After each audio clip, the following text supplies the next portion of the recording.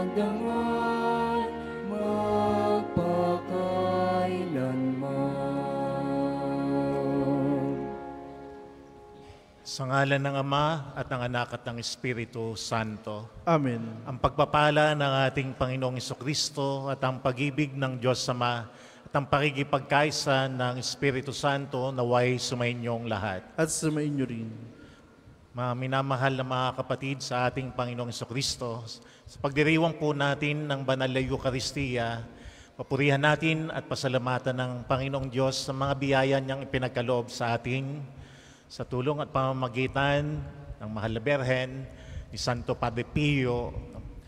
At sa araw na ito, ginugunitan natin si San Bonifacio, isang obispo at martir ng simbahan. Taas natin sa misang ito ang ating mga pinagdarasal, pinapanalangin sa Panginoon, at pinagdarasal natin mga mahal natin sa buhay, mga may sakit, para sa kanilang kagalingan, at sa iba pa nating mga personal na mga panalangin. At upang tayo ay maging handa at karapat-dapat sa pagdiriwang na ito, and ating pong aminin at pagsisihan ang ating mga kasalanan sa Diyos at sa ating kapwa. Inaamin ko sa makapangyarihang Diyos at sa inyo mga kapatid, na lubha akong nagkasala sa isip, sa salita at sa gawa, at sa aking pagkukulang. Kaya sinasamo ko sa mahal na Berheng Maria, sa lahat ng mga anghel at mga banal, at sa inyo mga kapatid, na ako'y panalangin sa Panginoong ating Diyos. Awan tayo ng makapangyarihang Diyos, patawarin tayo sa ating mga kasalanan at patnubayan tayo sa buhay na walang hanggan. Amen.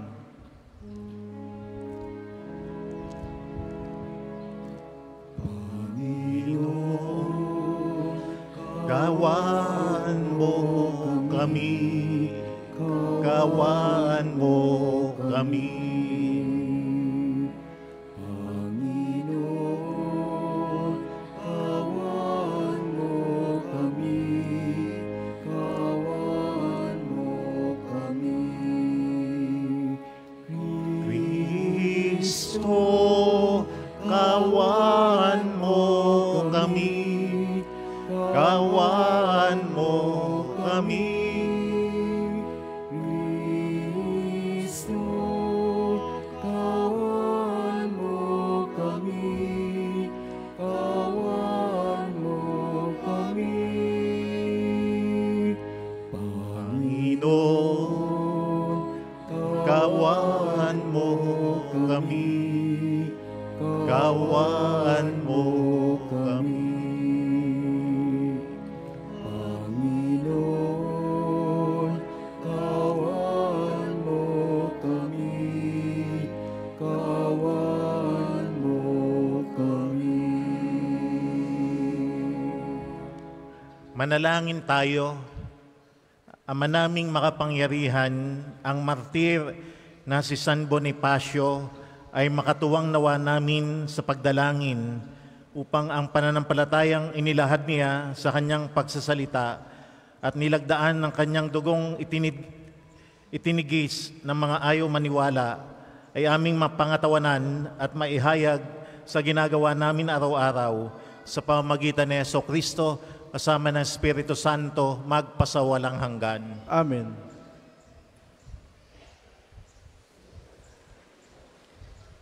Ang simula ng ikalawang sulat ni Apostol San Pablo kay Timoteo.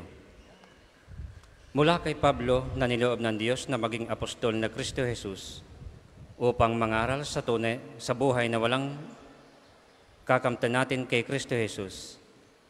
Kay Timoteo na minamahal kong anak, sumaiyo nawa ang pagpapala, ang habag, ang kapayapaan mula sa Diyos Ama at kay Kristo Jesus na ating Panginoon. Nagpapasalamat ako sa Diyos na pinaglilingkuran ko ng tapat, tulad ng ginawa ng aking mga ninuno, tuwing aalalahanin kita sa aking mga panalangin araw-gabi. Dahil dito ipinaalala ko sa iyo na maging masigasig ka sa pagtupad sa tungkuling tinanggap mo sa Diyos nang ipatong ko ang aking mga kamay sa ulo mo. sapagkat hindi espiritu ng kaduwagan ang ibinigay sa atin ng Diyos, kundi espiritu ng kapangyarihan, pag-ibig at pagpipigil sa sarili. Kaya huwag mong ikahihiya ang pagpapatotoo tungkol sa Panginoon o ang aking pagkabilanggo dahil sa Kanya.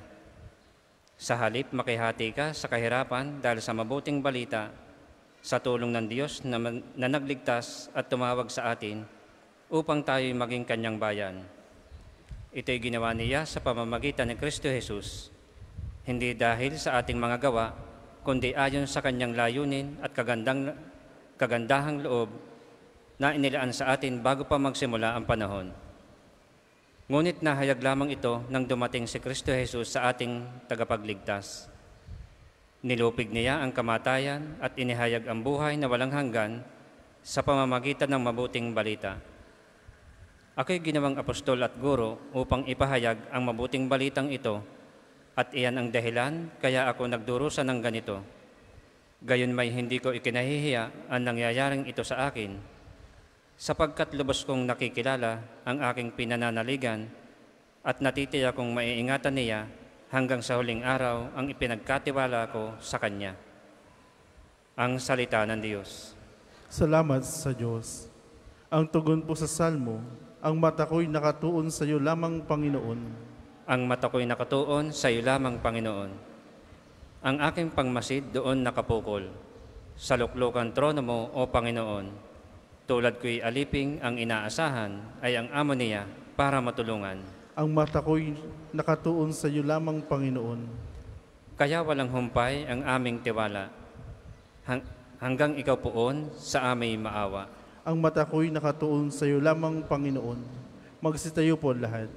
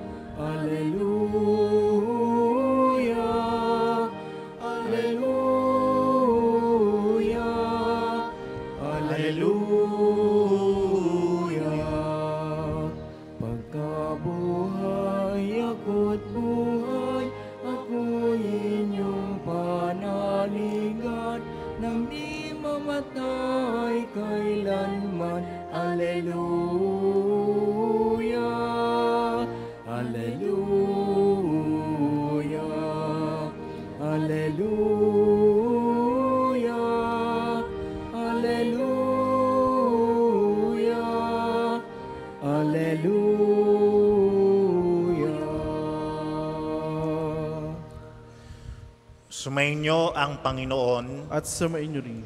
ang mabuting balita ng Panginoon ayon kay San Marcos. Papuri sa iyo, Panginoon.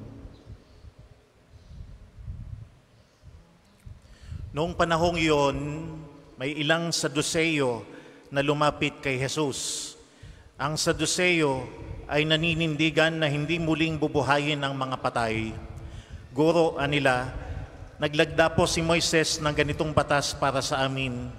Kung mamatay ang isang lalaki at maiwang walang anak ang kanyang asawa, ang kapatid na lalaki dapat pakasal sa balo upang magkaanak sila para sa namatay. May 7 magkakapatid na lalaki, nag-asawa ang panganay at namatay na walang anak. Napakasal sa balo ang pangalawa at namatay na wala ring anak. Gayun din ang nangyari sa pangatlo at sa mga sumusunod pa. Isa-isang napangasawa ng babae ang 7 magkakapatid at sila'y namatay na walang anak. Sa kauli-ulihay namatay rin ang babae. Ngayon, sino po sa 7 ang kikilanling niyang asawa sa muling pagkabuhay? Yamang napangasawa niya silang lahat. Sumagot si Jesus, maling-mali kayo. Alam ninyo kung bakit hindi nyo nababatid ang mga kasulatan ni ang kapangyarihan ng Diyos, sapagkat sa muling pagkabuhay ang mga tao ay hindi na mag-aasawa. Sila'y magiging tulad ng mga anghel sa langit. Tungkol naman sa muling pagkabuhay, hindi pa ba ninyo nababasa sa aklat ni Moises ang tungkol sa nagliliyab na mababang punong kahoy? Ganito ang nasusulat na sinabi ng Diyos kay Moises, Ako ang Diyos ni Abraham, ang Diyos ni Isaac at ang Diyos ni Jacob.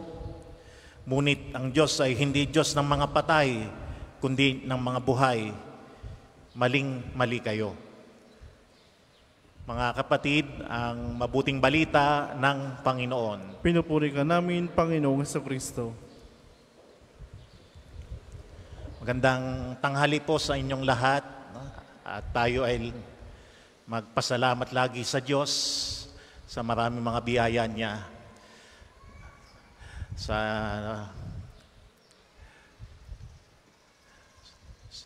ating pagbisita dito sa National Shrine ni Santo Padre Pio, magdasal tayo sa Panginoon, humingi tayo ng tulong kay Santo Padre Pio upang ating mga panalangin ay makarating sa Panginoon, no?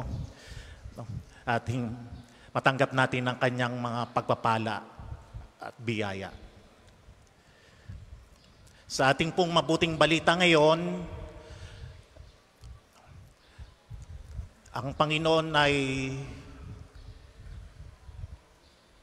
hinarap at ng mga Saduceo, isang grupo sa Israel nung panahon ng Panginoon.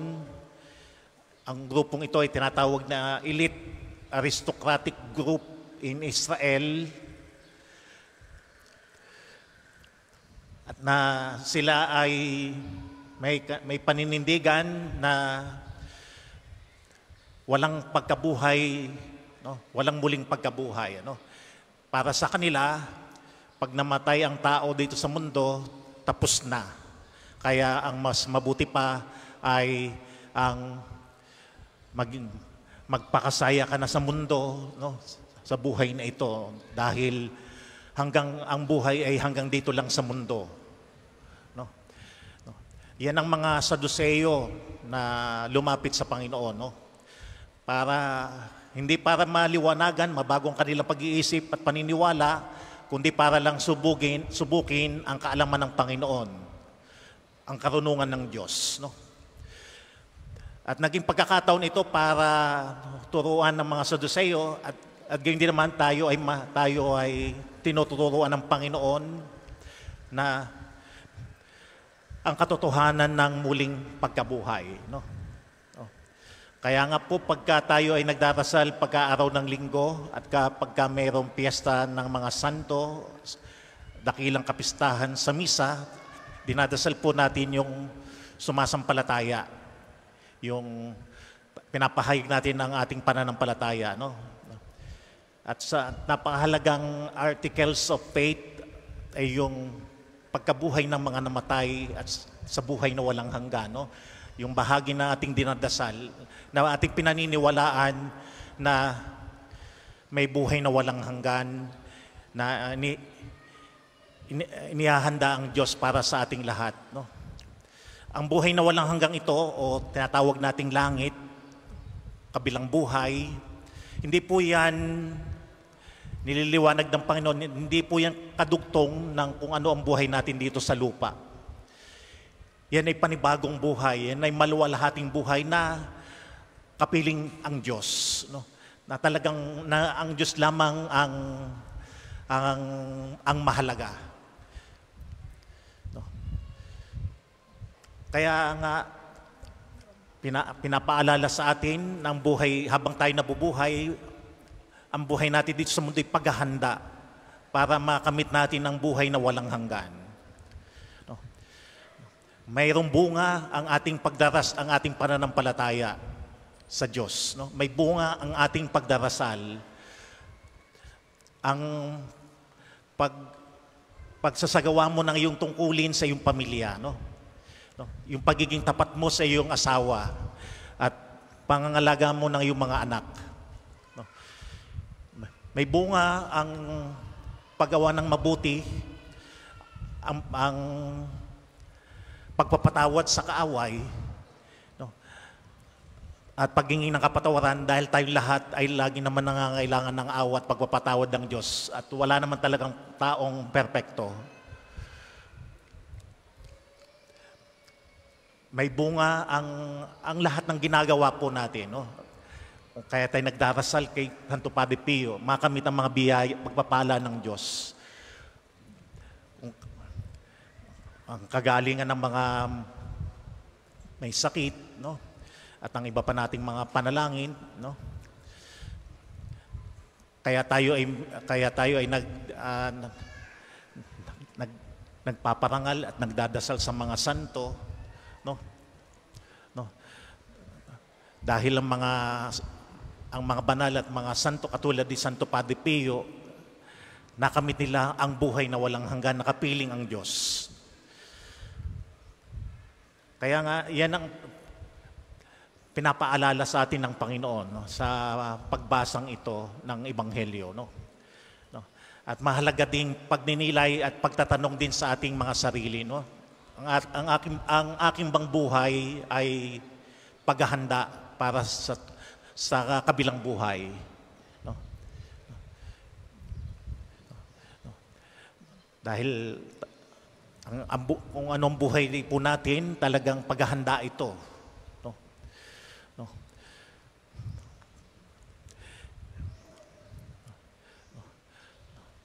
Ang maging mahalaga sa atin ay mahalaga talaga nating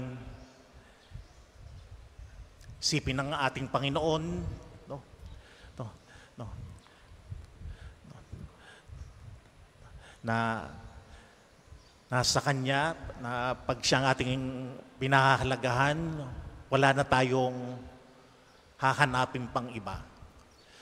Yan daw po ang karanasan sa langit. No? Wala nang hinahanap ang mga tao. Wala nang mga attachment ang mga tao. Wala nang alalahanin o worries and fears ang mga tao. Dahil ang Diyos ay sapat na. Ang Diyos ay sapat na.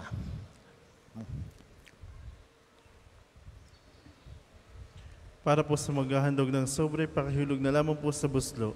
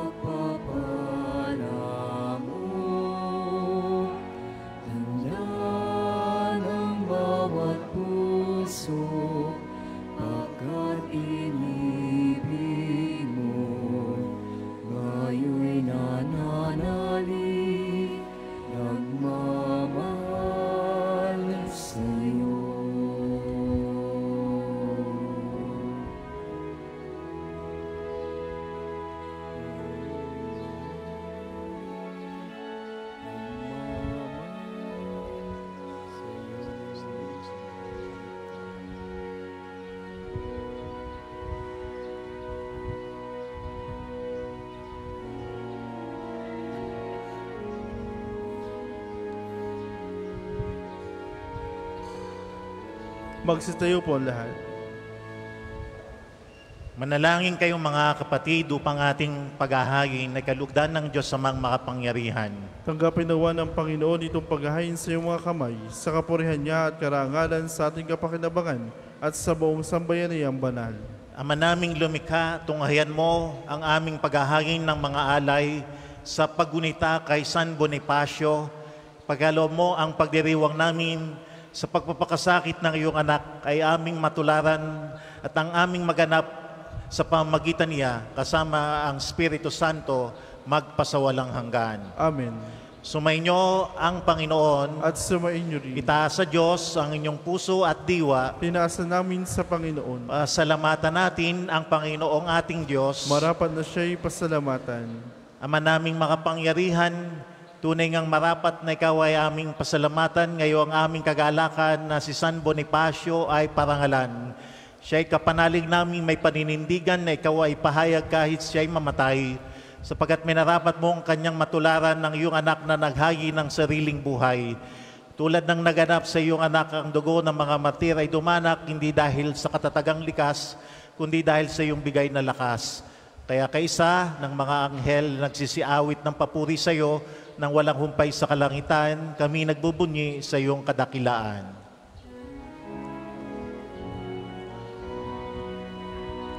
Banal Ka, poong may kapal, banal ang iyong pangalan, banal ang iyong kaharian, langit lupa'y nagpupugay sa iyong kadakilan. Dinarakilan ng lahat ang naparito mong anak na siyang nagmulat sa bulan, sa pilayay nagpalakad at nakiramay sa lahat. Kung hindi po kayang lumuhod, ay manatili pong nakatayo na may paggalang.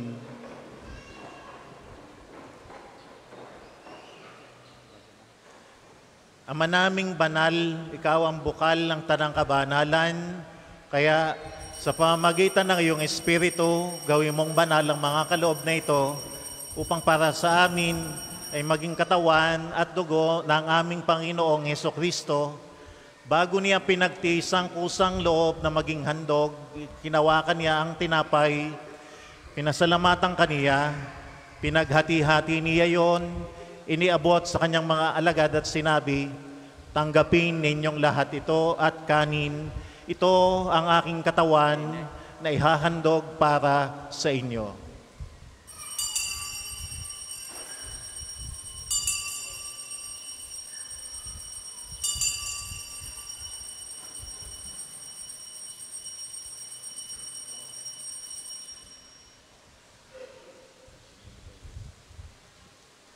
Gayun din naman, nung matapos ang hapunan, nawakan niya ang kalis, muli kaniya ang pinasalamatan, nabot niya ang kalis sa kanyang mga alagad at sinabi, tanggapin ninyong lahat ito at inumin, ito ang kalis ng aking dugo, ng bago at walang hanggang tipan. Ang aking dugo na ibubuhos para sa inyo at para sa lahat sa ikapagpapatawad ng mga kasalanan. Gawin ninyo ito sa pag-alaala sa akin.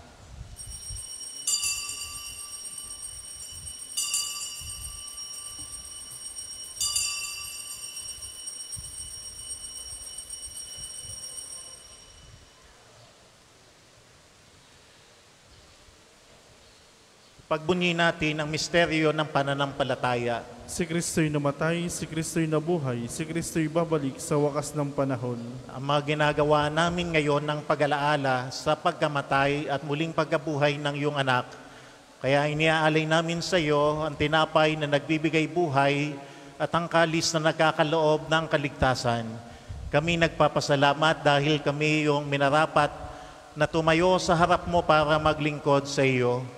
Sinasamo namin kaming magsasalo-salo sa katawan at dugo ni Kristo ay mabuklod sa pagkakaisa sa pamamagitan ng Espiritu Santo. Ang malingapin mo ang iyong simbahang laganap sa buong daigdig, puspusin mo kami sa pag-ibig. Kaysa ng aming Santo Papa na si Francisco, ni Gilbert naming Arsobispo at ng Tanang Kaparian. Alalahanin mo ang mga kapatid naming nahimlay na may pag-asang sila'y muling mabubuhay, gayon din ang lahat ng mga pumanaw. Kaawaan mo sila at patuloyin sa iyong kaliwanagan. Kaawaan mo at pagindapating kaming lahat na makasalo sa iyong buhay na walang wakas. Kaysa ng mahal na Berheng Maria, Ina ng Diyos, ang kanyang kabiyak na puso si San Jose, ang mga apostol at mga banal na si Santo Padre Pio, San Bonifacio, sila na nabuhay dito sa daigdig ng kalugod-lugod sa iyo. May pagdiwang nawa namin ang pagpupuri sa kararangal mo sa pamamagitan ng iyong anak naming Panginoong Hesukristo. Sa pamamagitan ni Kristo, kasama niya at sa Kanya, ang lahat ng parangal at papuri ay sa iyo, Diyos Amang makapangyarihan, kasama ng Espiritu Santo, magpasawalang hanggan. Amen, amen, amen. Amen. Amen, amen, amen. Amen.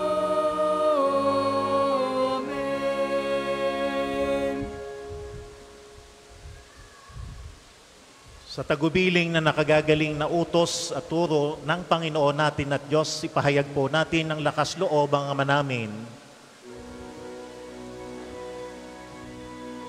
Ama namin, sumasalangit ka, sambahin ang ngalan mo. Mapasa amin ang kaharian mo, sundin ang loob mo dito sa lupa para nang sa langit. Bigyan mo kami ngayon ng aming kakanin sa araw-araw. At patawarin mo kami sa aming mga sala para ng pagpapatawad namin sa nagkakasala sa amin, at huwag mo kami ipahintulot sa tukso, at iadya mo kami sa lahat ng masama. Nihiling namin kami ay iadya sa lahat ng masama, pagkalooban ng kapayapaan araw-araw, ligtas sa kasalanan, at ilayo sa lahat ng kapahamakan, samantalang aming pinananabikan ang dakilang araw ng pagpapahayag ng tagapagligtas naming si Jesucristo.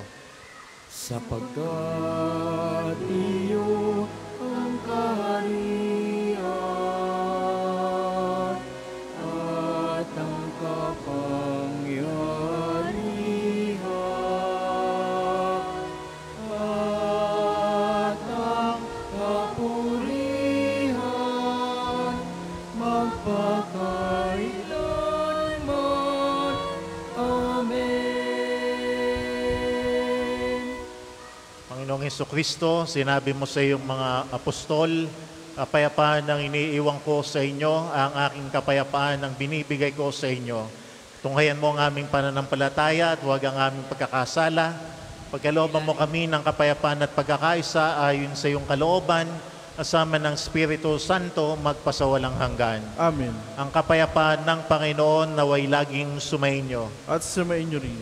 Magbigayan po kayo ng kapayapaan ni Kristo sa bawat isa.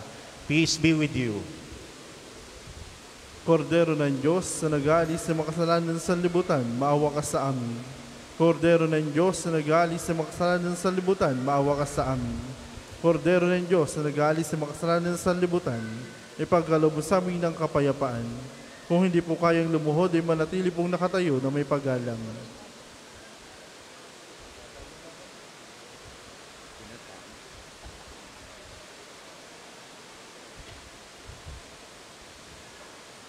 Narito ang ating Panginoong Jesucristo, ang kordero ng Diyos na nag-aalis ng mga kasalanan ng sanlibutan. Mapapalad ngayon ang lahat na inanyayahan sa kanyang piging. Panginoon, hindi ako karapat dapat na magpatuloy sa iyo, ngunit sa isang salita mo lamang ay gagaling na ako.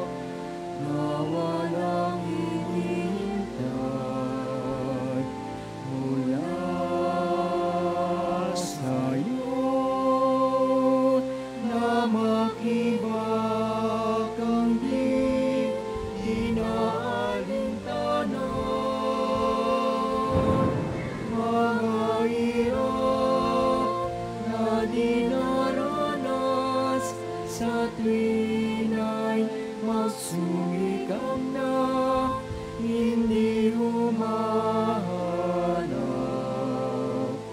ng kapalit na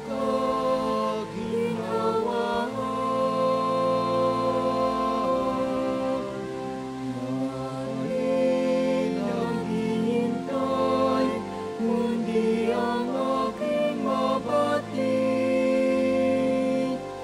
na ang loob mo'y siyang sinusundan.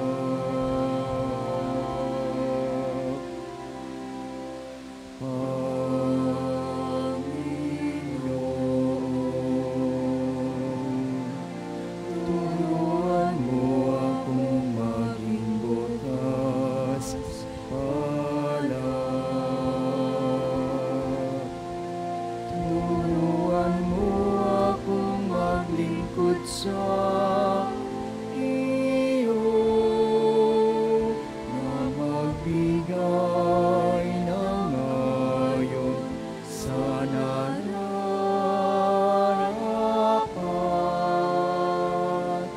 na walang hintay mula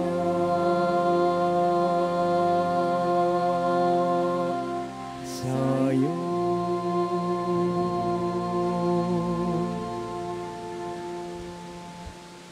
Ang second collection po ay para sa patuloy na pagpapaunlad ng parokya at pambansang dambana ni Santo Padre Pio at para sa pangangailangan ng matatandaan may sakit na paring ng Archdiocese ng Lipa. Salamat po sa inyong handog.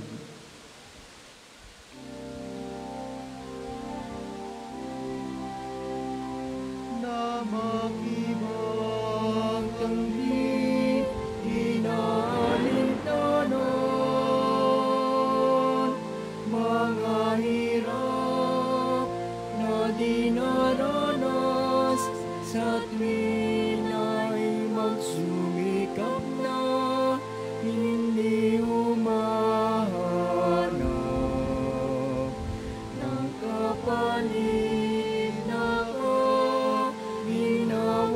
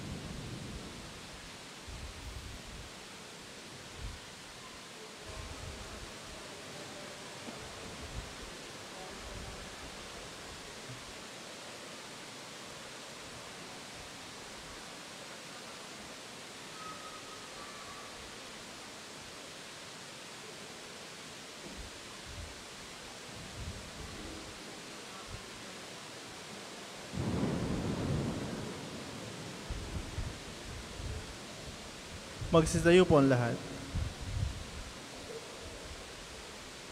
Manalangin tayo.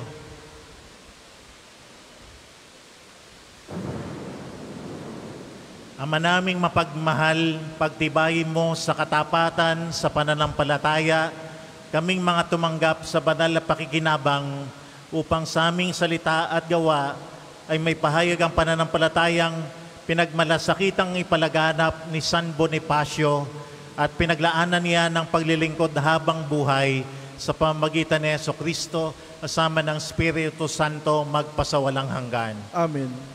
Panalangin ng pagtitiwala kay Santo Padre Pio. Padre Pio, taga Petrelcina, mongheng banal, pintakasing santo ng milenyong kasalukuyan.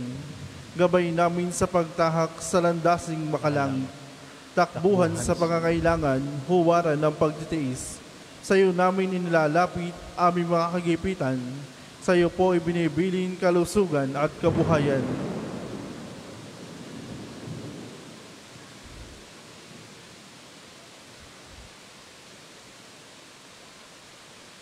Di man karapat-dapat kami po ay pagbigyan, bendisyonan at basbasan maging ganap sa buhay. Lumayo nawa kami, umiwas sa kasalanan, lumapit lagi sa Diyos,